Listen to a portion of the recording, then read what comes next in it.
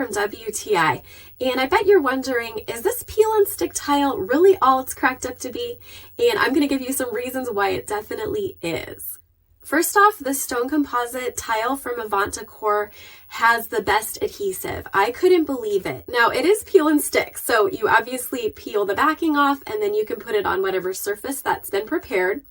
But definitely make sure that where you put it is where you want it to stay. I am so impressed. This tile does not fall off the wall if you bump against it, and it is definitely a cut above anything else that I've used before. Secondly, it's so sturdy and solid. This is not flimsy tile like you may have used in the past.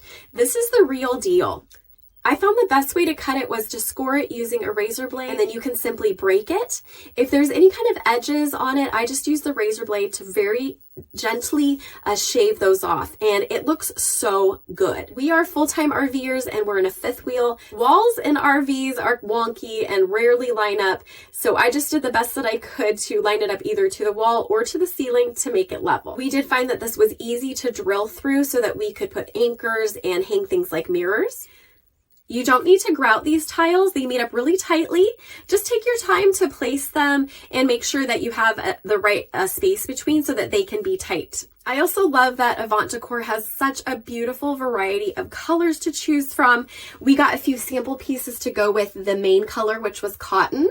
And I just loved using them in the bathroom to create kind of like an abstract look.